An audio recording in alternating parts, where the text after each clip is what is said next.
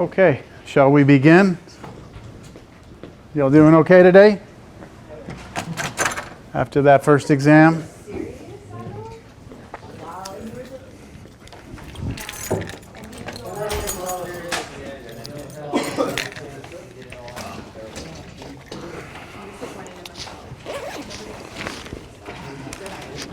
All right. While I'm getting this, I should just put something up here for y'all to look at. I was like, just go ahead and have the exams down. Face down. Okay, so I don't know if you can make sense out of that, but on the left-hand side, you have how many A's, B's, C's, D's, and F's we had. And then this is every student listed from highest to lowest for the grades. So the highest grade was a 110, which, yes, does mean that everything was done correctly, including the bonus.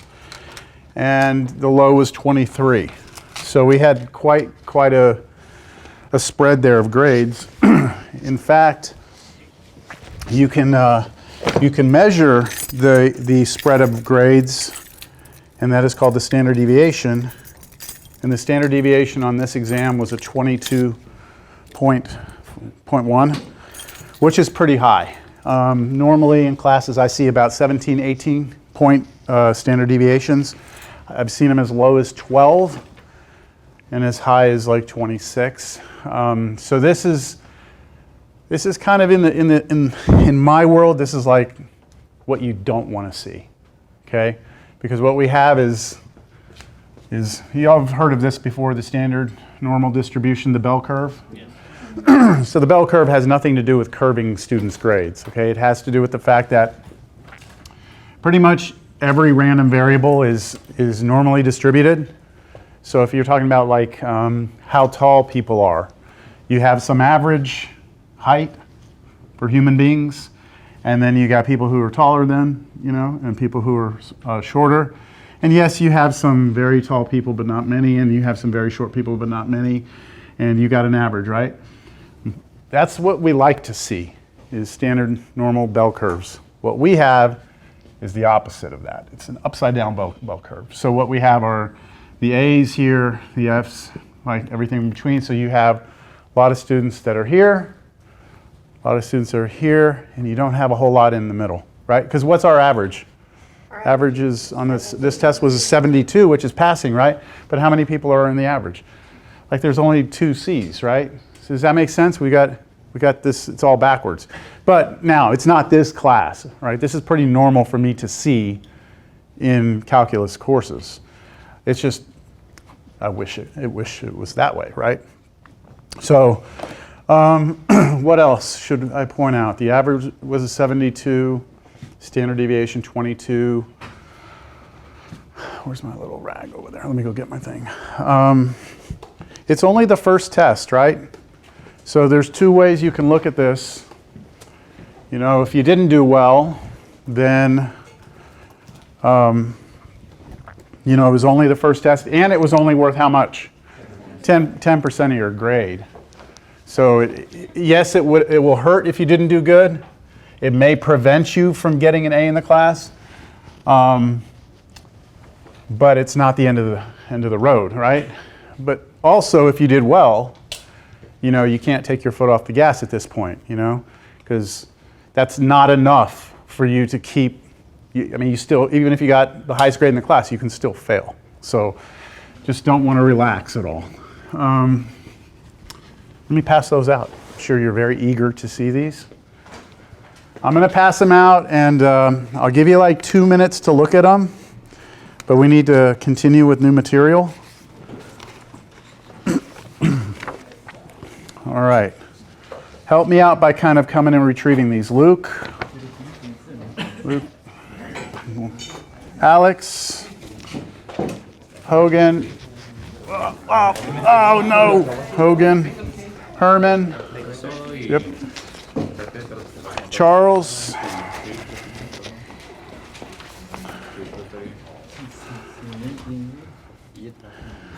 Rafi, I say it right? Franco. God, The A is messing me up. Rife. Right. No, I don't want. I want to call you what? No. Rifa. Rifa. Salo. There you are. Priscilla. Adam. Nicholas. Deborah. Kim. Juan. Christian. Alberto. Wrong one. Alberto. G. Fernando. James S. Marissa. Brandon. Elijah. Where's Elijah at? There you are. I always think you're over there. I don't know why. Juan. Were you on the other side last class? No, I was. No, you're in the front. Okay. James. Am I missing anyone? Is that everyone? Is there anyone who didn't take the test that's here right now? No? Okay.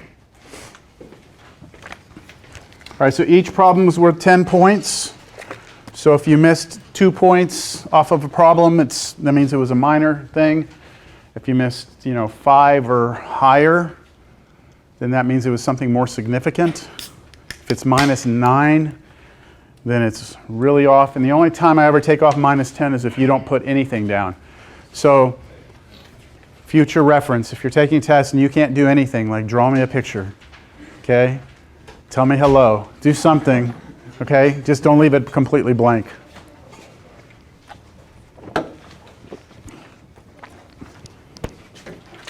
I had a student in another class. She didn't do very well on this test, and there was a word problem. And the word problem was like, Michael, takes this long to do this, and Sarah takes this long. And so she wrote to me, I actually have an uncle named Michael and a sister named Sarah. Isn't that funny? So I gave her some points for that. Like, who cares?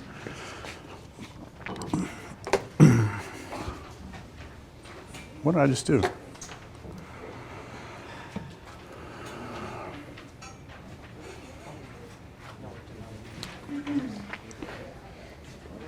So y'all see what I'm kind of talking about? Like this group here? It's like we've got this, and then there's kind of like this pretty drastic drop off after that.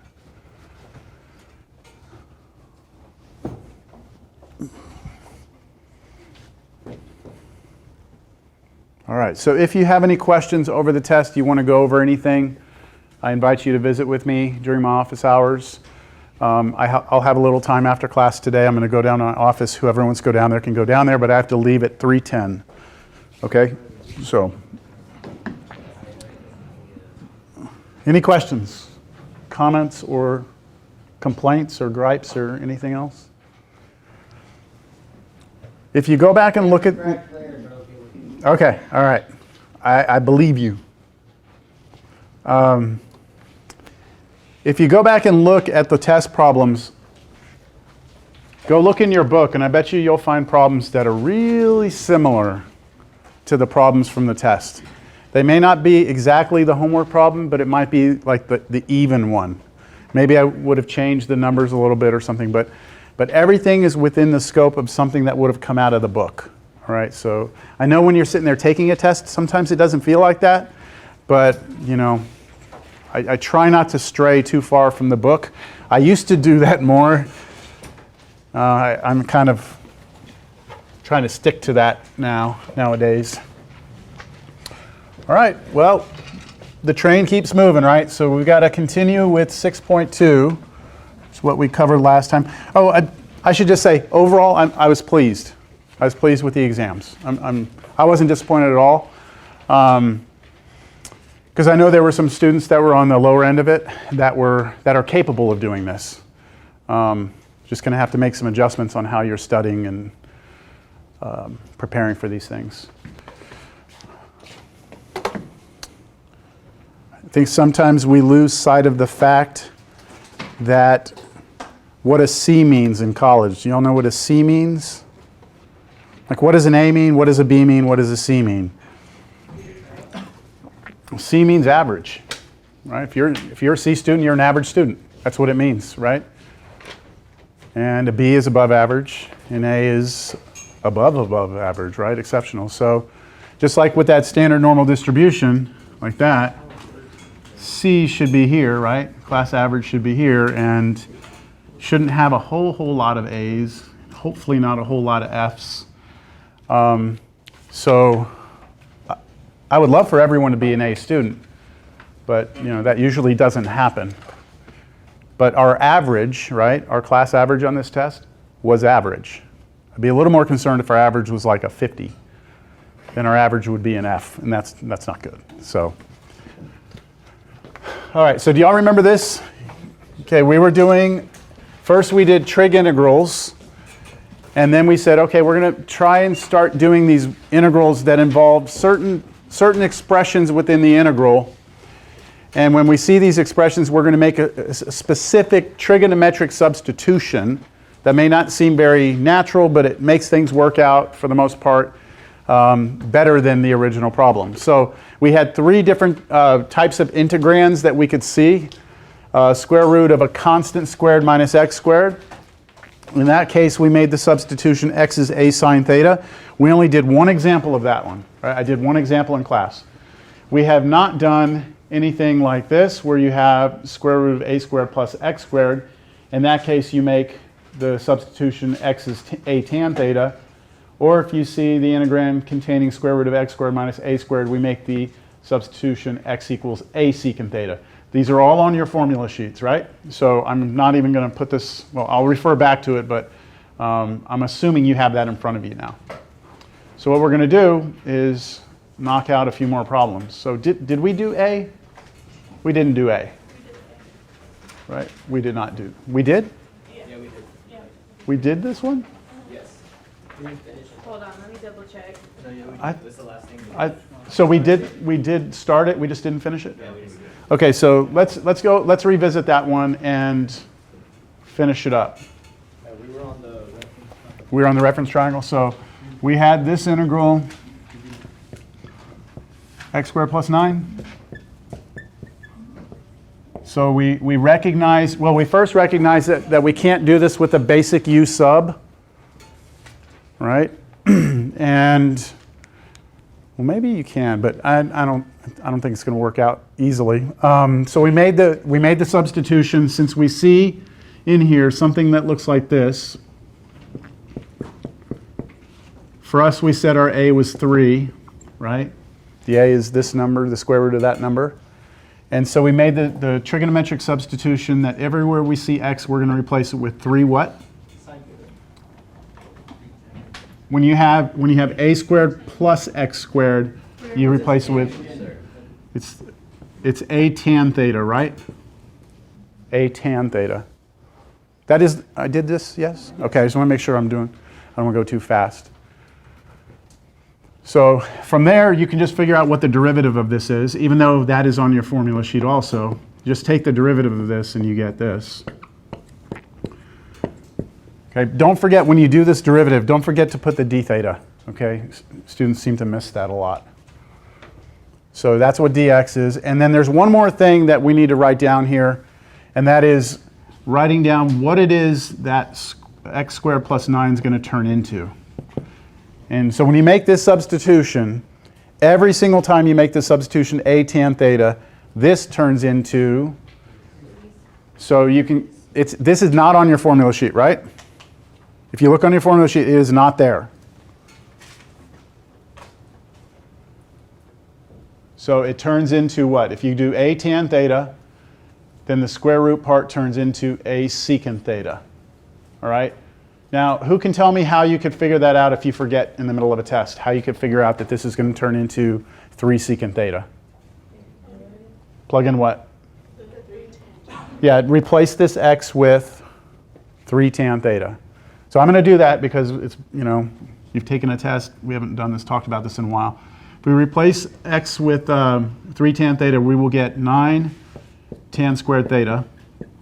Because I'm squaring this, right? Squaring both the 3 and the tan. And then I start plus 9. Then I can factor 9 out of both of those.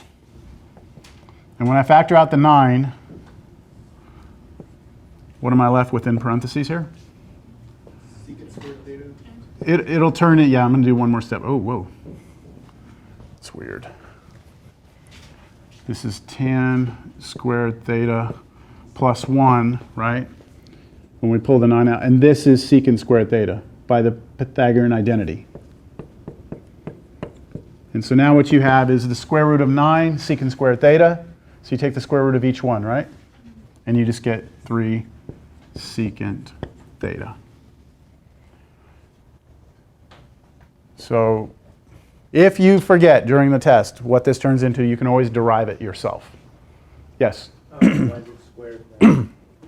Why is it what? The derivative, why is it squared then? Why is the derivative squared? Yeah, the secant squared. Well, these are two different ideas. Okay? This idea, the idea of what dx is just coming from taking the derivative of this. So you're just saying, what's the derivative of x, right? What's the derivative of 3 tan theta? 3 comes down, derivative tangent theta is secant squared theta. Right, so that's just the derivative. This has nothing to do with the derivative. This has just to do with purely algebraically, if I replace that x with that expression, what does it turn into? You see how they're separate? Okay, so now what we do is we rewrite the whole integral in terms of theta. So we're going to go up here and we're going to start replacing things. So 1's on top. Let's see. What does x squared become? Well, what's x squared? If this is x, right, then x squared would be this thing squared. So we square both of these, we get 9 tan squared theta. That's x squared, right? What does the square root of x squared plus 9 turn into? Well, we just did all that work, right? That's 3 secant theta. So we have this times 3 secant theta. And very important, what does dx turn into? You must remember that this has to be replaced also. So dx is this, right? This whole expression right here. So you're going to have here times 3 secant squared theta d theta. See, and that's where that d theta is going to come from, because now your integral involves theta, so you're going to have a d something out here. And that d theta comes from this line. Any questions on that? No good? All right, now we just start cleaning things up. Certain things will kind of reduce out or cancel, right? I get, let's see, this 3 and this 3 will go. One of these secants goes, right? That's secant and one of those. And that 9 on the bottom, I'm going to pull that out as a 1/9. So here, and then on top we have secant theta. And on the bottom we have tan squared theta d theta. Do y'all agree? Okay. So what now?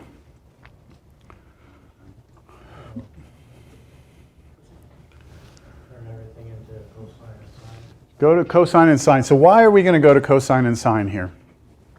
I mean, why? We have ways of doing integrals with secant and tangent, don't we? But it's easier to integrate with sine and cosine? Well, not, I mean, if this looks a certain way, I would not go to sine and cosine. If you go back to the notes on trig, on trig integrals, we would need like secant to be to a certain power, tangent to be to a certain power, but we need them like to be on top. And the tangent's in the bottom. So if I'm looking at this, like, I'm thinking, if I'm trying a basic u substitution right now, and I let u be tangent, what's the derivative of tangent? Secant squared, which we don't have. If I let u be secant theta, then what's the derivative of secant theta? Secant theta tangent theta, which I don't have. So no basic u substitution of secant or tangent seems like it's going to get us anywhere here. So when you get into that situation, I recommend you just rewrite everything in terms of sine and cosine. Cross your fingers. Hope for the best. Okay, so just rewriting everything in terms of sine and cosine. And then multiplying by, make this flip up here, right? So we'll have 1/9 integral. Let's see, I'm going to go slow here.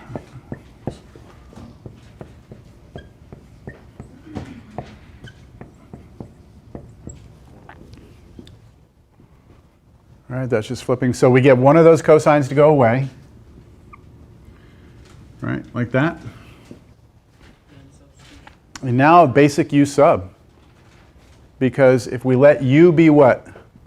Sine theta, the derivative of that is cosine theta, which is sitting there up top. It's not trapped, right? It's not in the denominator. So basic u sub should work here. Let u be equal to sine theta. And du is equal to cosine theta d theta. And now I rewrite the whole integral. So my new integral will be 1/9 integral of what?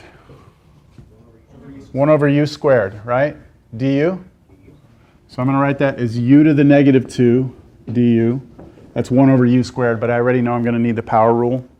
So I'm just writing it like that first.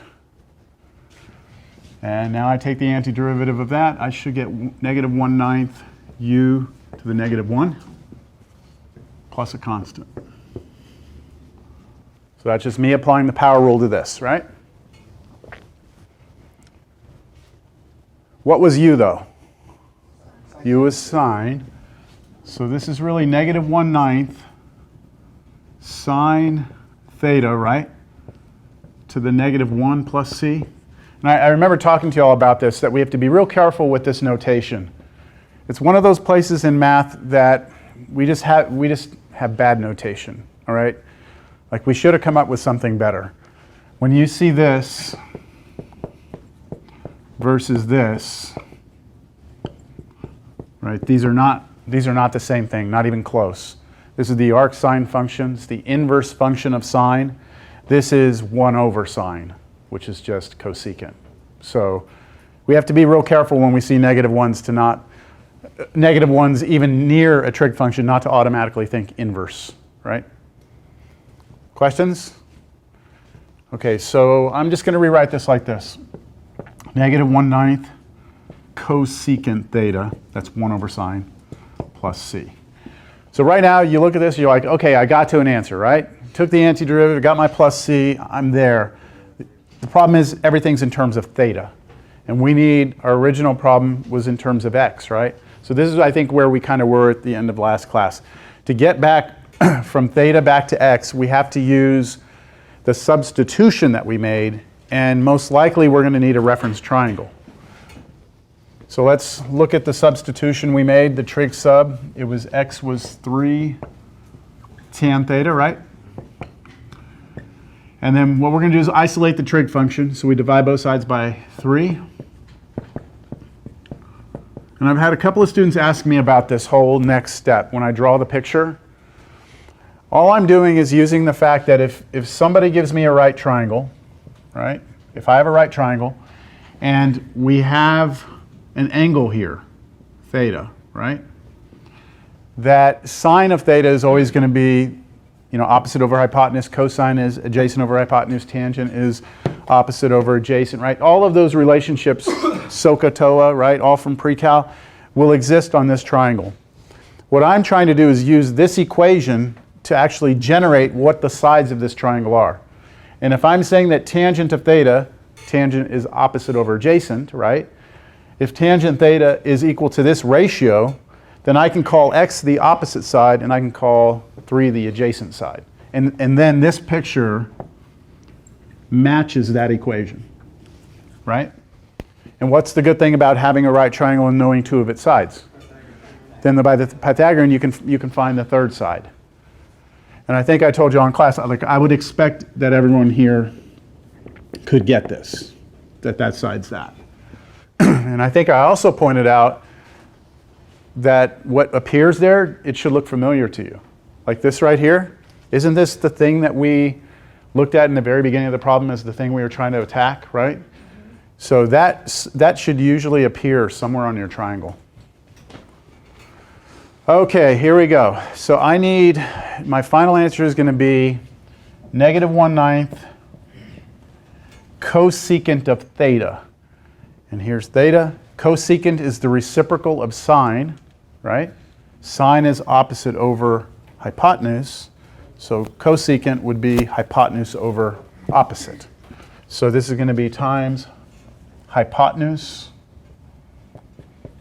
over the opposite plus c.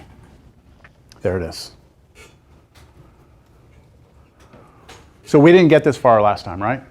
We didn't. Did we get to the final answer? We did? Yeah. Really? So I have a Yeah. question, sir. Mm-hmm. So when we're doing the reference triangle, when we're working on these problems, Yes. should we see what, like on the reference triangle, like from the very beginning, like for example, like 9 plus x squared, Mhm. it was technically like already in the integral. So That- is yeah. that a sign that we're doing it right? If we, Yeah, like if you got something else here, I'd be concerned. right. Yeah. So it's a sign that we're doing it right. pretty Well,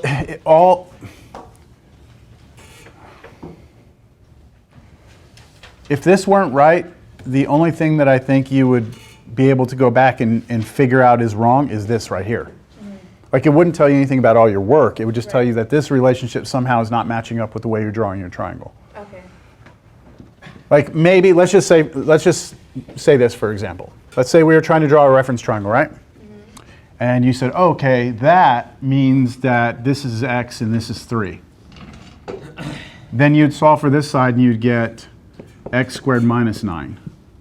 And the fact that that's not x squared plus 9 means you messed up somewhere.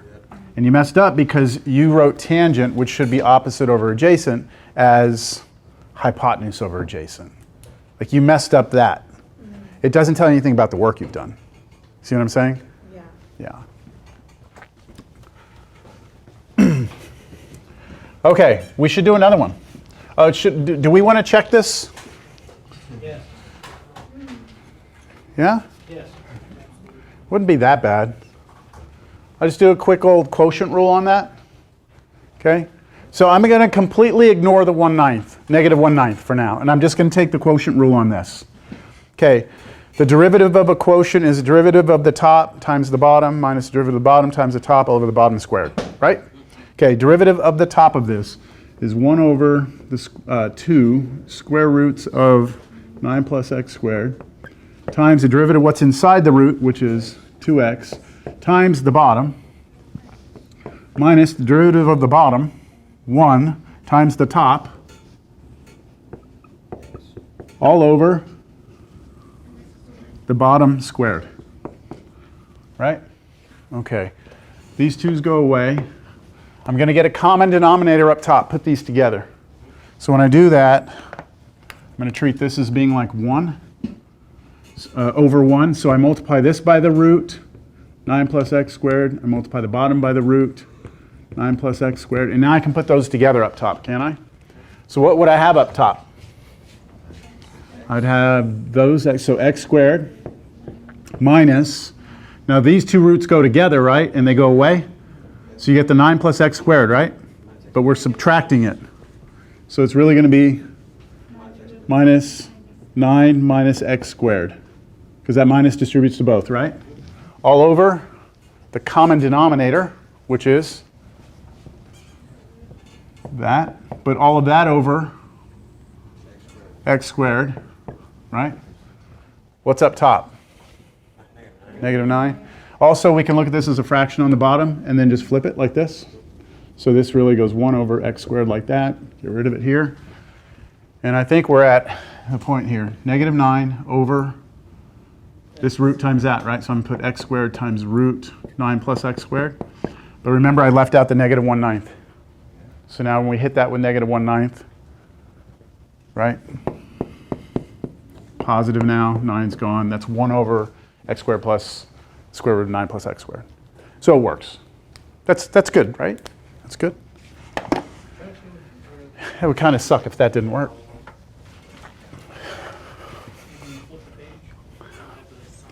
You know, when you're doing your homework, I would encourage you to try and check these. There's something about going through differentiation again like that that just helps. It's like almost like a subconsciously, like it's helping you, all right? All right, what's the next one we want to do? Let's do C. I think C is a good one. We're going to go integral, we can go x cubed over 4x squared plus 9 to the 3/2 dx.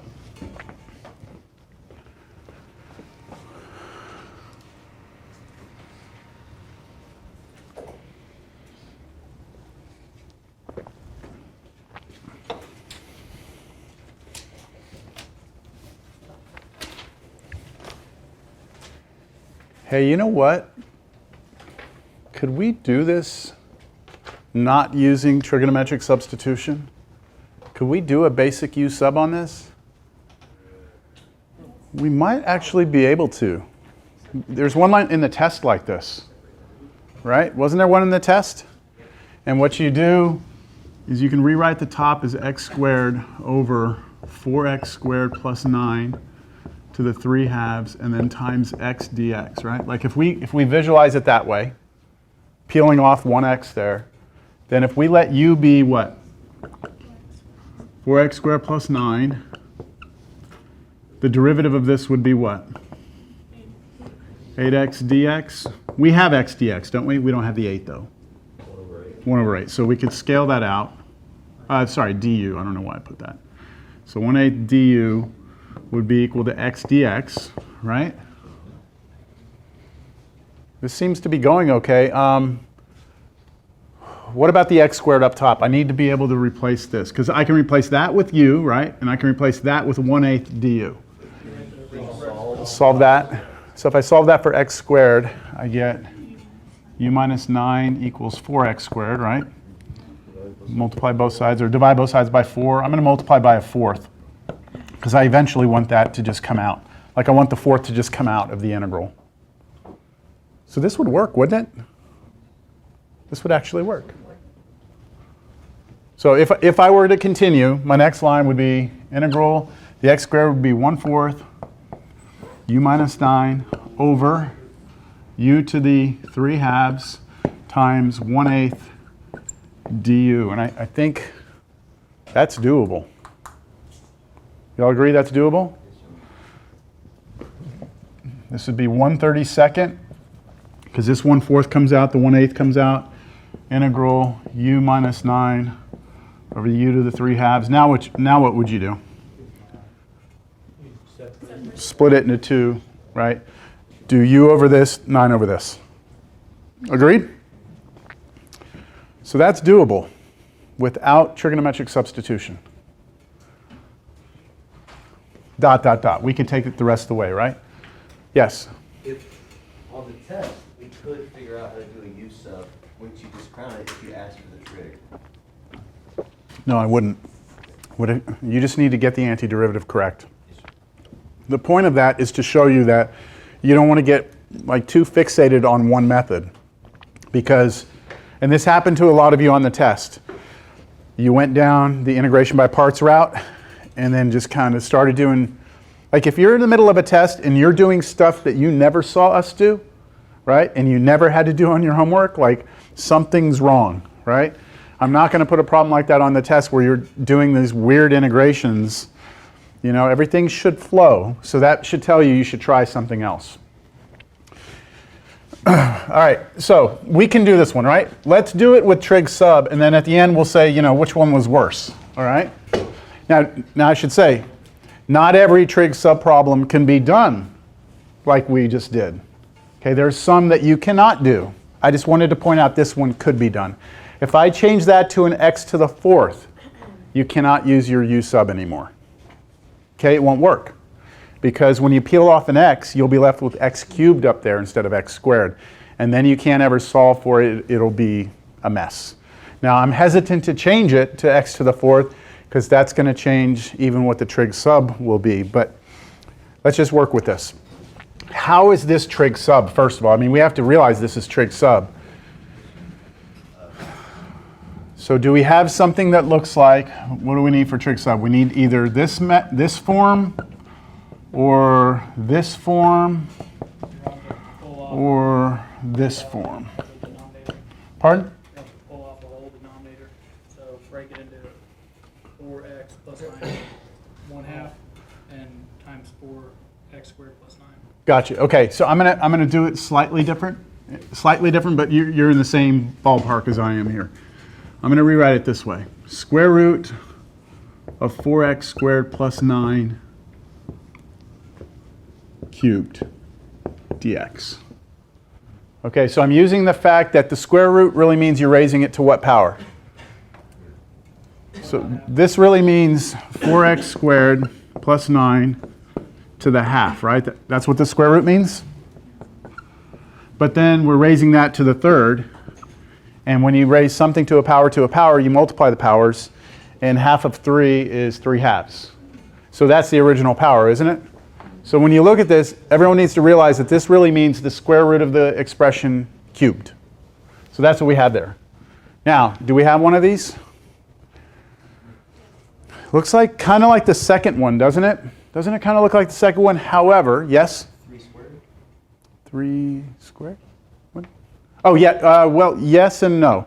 So are you trying to identify what A is? Yes, sir. Okay, so there's a slight problem with that. Look at in this formula. What's the coefficient on x squared? What's coefficient in the formula? It's 1, right? But what's our coefficient here? It's 4, right? So in order to use the formula, we need that to be a 1. So we can do that. We can handle that. All right, so watch. Next step, x cubed over square root of, I'm going to factor a 4 out.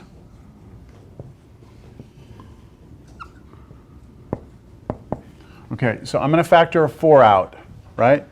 If I factor a 4 out of both of these, the 4 comes off the x squared, so I'm just left with x squared. What's my next term, though? 9 over 4.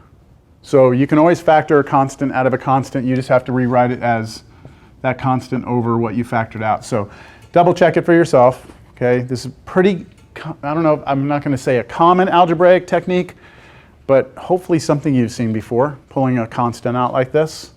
And if you're in any doubt, just distribute it back through, and you'll get this back. Okay, now can I pull the 4 out of the root? Yeah. Yes, because there's multiplication right here. That's multiplication. Now I'm not going to write this step, but this really means that we have this now. Right? Because if you have multiplication inside of a root, you can split it into 2 roots, like this. And so what's the square root of 4? 2. So there's this, the 4 is going to come out of the root as a 2, right? And then I can actually cube it, because I'll have multiplication outside. Let me write it like this. This becomes 2 times the square root of x squared plus 9/4, like that, cubed, right? That's what this becomes. And because this is multiplication, you can cube both of these separately, can't you? Okay, so my next line, which I'm going to put up here, is, are we all agreeing that the u sub seems like it's the better way already? But again, that's not always going to be the case, so we need to be able to work through this. We have x cubed on top. We have on bottom. What do we have on bottom? 8. That's the 2 cubed. Okay, 8. So can I just pull it out as a 1/8? Yeah? Thank you. Okay, so I'm going to pull it out as a 1/8. Everyone see where that came from? And then I have the square root of x squared plus 9/4, but that's still cubed, isn't it? Dx. Okay, now, Hogan, it is the right form. So what's a this time? This is a squared, right? So what's a? 3 over 2. You just take the square root top and bottom. So a is 3/2. Does that make sense? Yes? All right, so we are using this formula. When we see that, what is the trig sub that we're going to do? X is equal to a tangent. If it's plus, you do tangent. So for us, our A is 3/2, right? We are going to make the substitution x is equal to 3/2 tangent theta. What should I do next? Take the derivative of that. So derivative of that should be 3/2 secant squared theta d theta. And then maybe this is a good time for me to also figure out what this big old ugly square root thing is going to turn into.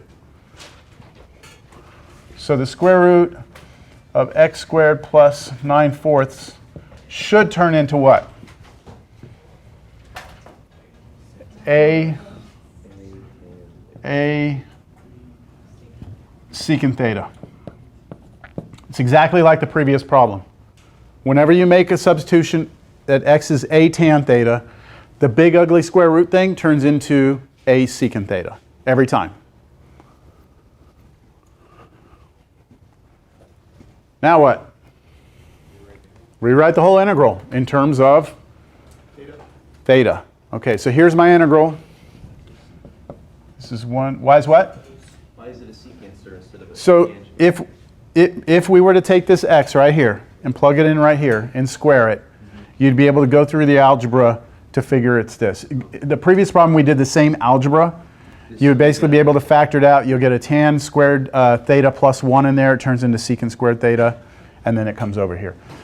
You have two options when it comes to the next test. You can either memorize that every time you go and use a substitution, x equals a tan theta, that the ugly root becomes a secant theta. You can memorize it, or you can just be ready to do it algebraically every time.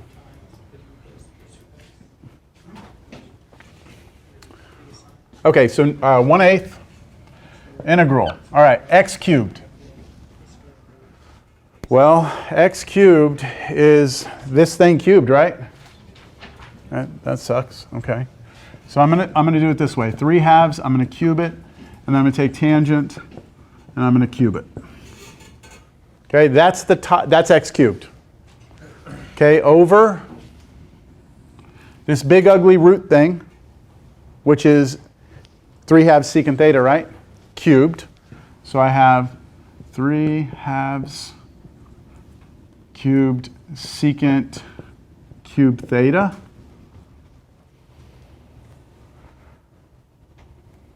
Are we done? No. You still need dx. Don't forget dx, because what's dx? 3/2 secant squared theta d theta. And we get a lot of things cleaning up here. All right? That 3/2 stays. I get all these secants go, and 2 of those go, right? I still have 1 of these here. So my next line. Any questions before I go to the next one? Next part? Okay, we have. 3/16. Yeah, so you want me to bring the 3/2 out? I can bring that. I'm going to bring that 3/2 out and join the 1/8 out there. 3/16. Integral. Okay. Tangent cube theta on top. Bottom, just a secant. Single secant. And then I just think about that, man, that U sub was way better, wasn't it? Okay. So now I think about this and I'm like, all right, what can we do here? You could peel a tangent. See, if you're going to let U be secant, right? Like if you're trying to basic U sub here, if you let U be secant, you need on top a secant tangent, don't you? I don't have a secant tangent. I have a tangent cubed. So do we just write everything in terms of? I'm sine? thinking everything goes to sine and cosine here. Everything goes to sine and cosine.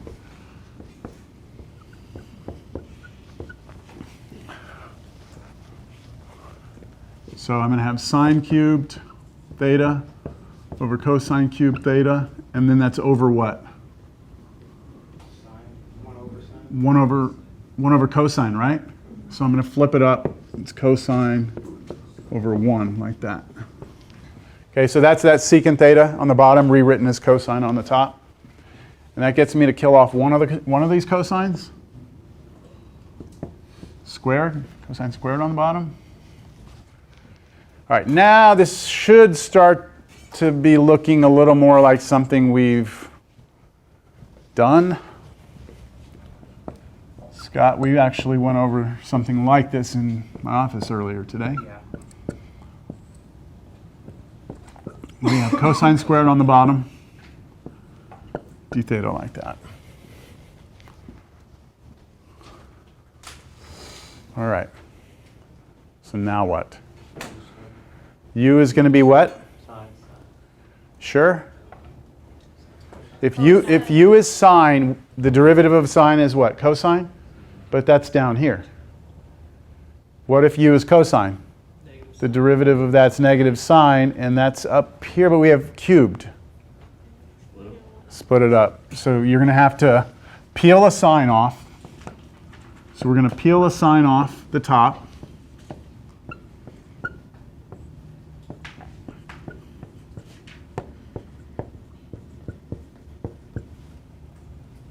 All right, we're going to peel the sine off. And now we'll be able to let u be cosine theta, right? This will be du off by a sine. So negative du. What about this? We gotta switch this over to cosine. This is going to be 1 minus cosine squared. And then everything will be in terms of u over here, and then this will be something with du, and we should be there. Okay, so I'm going to not write a whole new line. I'm just going to say this becomes 1 minus cosine squared theta using Pythagorean identity, right? So it's going to look like, in my next line, it's going to be 3/16 1 minus u squared over u squared, and then this should be negative du. 1/2, sir? Pardon? Or 1/2? 1/2? 1/2 in front of the parentheses? Oh, nice. No, you're using the half, you're thinking of the half angle identity. I'm just using Pythagorean identity. Oh, okay. Yeah, I'm not switching this into 1 minus cosine 2 theta. It's, yeah? Yeah? All right, so now we have this. Oh, I should write the substitution. U is going to be cosine theta. Du is negative sine theta d theta. Sine theta d theta. So negative du is sine theta d theta.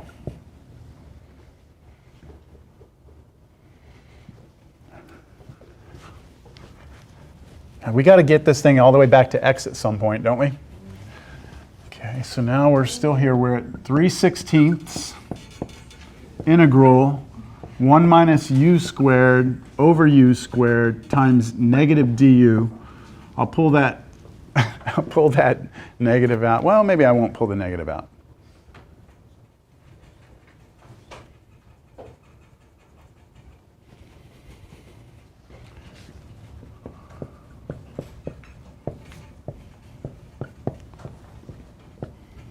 So instead of pulling the negative out, I multiplied the negative across the numerator.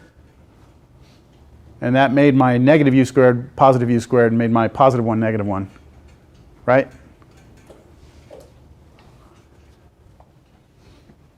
What should I do now? Cancel u squared? Everything by u? Kind of. You got to separate them. So this has got to become 3/16 integral u squared over u squared is 1. Minus 1 over u squared, which is u to the negative 2 du. And now we're ready for integration. We finished the other one. It took us like maybe less than 5 minutes, didn't it? All right, antiderivative of this should be 3/16 u plus 1 over u plus c. I could have written u to the negative 1, but I'm just using power rule right here to go from here to here. And now I replace everything. So u is, what was u? U was cosine theta plus, what's 1 over cosine theta? Secant theta, right? Not inverse cosine, right? So be careful with that. And then plus c. So is this our answer? Nope. No, because it's not in terms of x. So now you got to get your thetas back to x's. So now here's where you go and you look at that substitution you made. So what was the substitution we made way back in the beginning? X equals 3/2 tan theta. 3/2 tan theta, right? Okay, now I told you that what we want to do is isolate the tan theta so we can draw a triangle, right? So watch how I isolate this. I just multiply both sides by the reciprocal of 3/2, which is 2/3. Right, and that'll kill it off on the right side. On the left side, it'll appear. I'll put the 2 up with the x and the 3 down on the bottom. Yeah? Now I'm going to draw a right triangle. Here's theta. What is my opposite side? Hypotenuse. Well, we'll get to hypotenuse in a second. That's my opposite. What's my adjacent? 3. And then what's my hypotenuse? Square root of these things squared and added together, right? Which is 4x squared plus 9. There it is. There it is. That was in the original problem, wasn't it?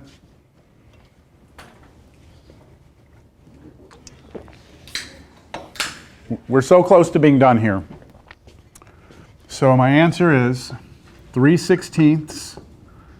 All right, cosine of theta. Cosine is adjacent over hypotenuse. So 3 over square root of 4x squared plus 9, right? And then plus secant theta, which is the reciprocal of what we just got, right? Which is going to be square root of 4x squared plus 9 over 3. All of that plus c. There we go. We're there. Now, what was the answer we got when we did it the other way? Did we took it all the way, didn't we? We didn't take it all the way? Okay. They might look different, but they algebraically should be the same answer. I'm not going to check this one. I believe it's right, but I'm not going to go through it. Any questions? Yeah. Yes. So if it's cosine 2 theta, you have to use a half angle or double angle identities, right? If we would have had cosine 2 theta right here, yes, absolutely, you have to go to an identity before you can do Can't it. you just multiply by 2? Multiply what by 2? Like whatever theta is? Unfortunately, that's not an identity. So we don't have this 2 cosine theta does not equal cosine 2 theta. I don't know if that's what you said. Can't you just multiply by 2? So what you're saying is, like, if I want to know what this is, can I just find out what that is and then double the answer? That's not true. I mean, think about this. The cosine function, no matter what you plug into it, right? You're bounded between -1 and 1. But here, you could get answers that are bigger than 1 because you have 2 times something, right? So the way these things work, this is amplitude, right? And this has something to do with your period of your trig function. And so doubling the amplitude should not have anything to do with doubling the period. Like they are, does that make any sense? Okay. So the only identities we have, there's 3 of them, right? Cosine 2 theta equals, and then there's 3 different identities you can choose from. And they should be on your sheet. Okay. Was it the first problem I did in here that we had that happen? A double angle? I think it was.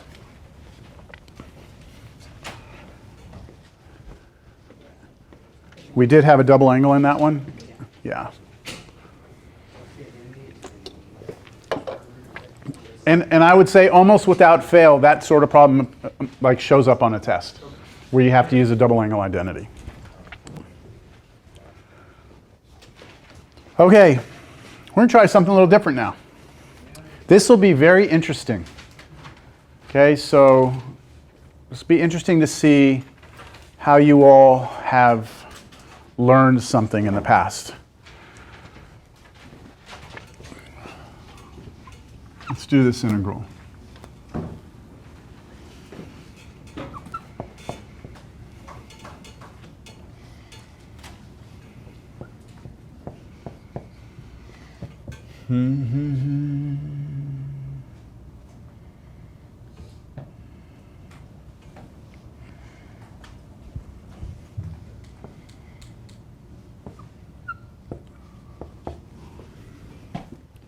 Give me a moment to just think.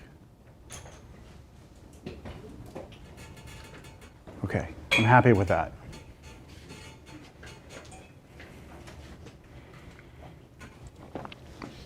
Let's first get some things clear. Isn't that the ratio of a right triangle on a unit circle? What's that? Isn't that the ratio of a right triangle? Ratio of a Well, I right. mean, like, you know, like a 3, 4, 3. Oh, are these, we call those Pythagorean triple, Right. right? 3, 4, 5. There's certain numbers that work onto a right triangle, right? This squared plus this squared is that squared. That's called a Pythagorean triple, and there's an infinite number of them, but that's the most common one that people know. Okay, does that matter? It's not going to be relevant here, but yeah, it is a Pythagorean triple. Okay, let's rule out some things. Basic u sub. What would you let u be? You know, like, you don't really have that much that you could do, yes? With the basic u sub? Like, let's say you let u be the radicand, everything under here. Du would have what? What would du be? 6x minus 4, and you don't have that anywhere, do you?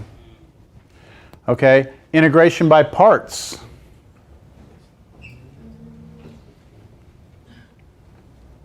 If you did that integration by parts, you only have one choice here.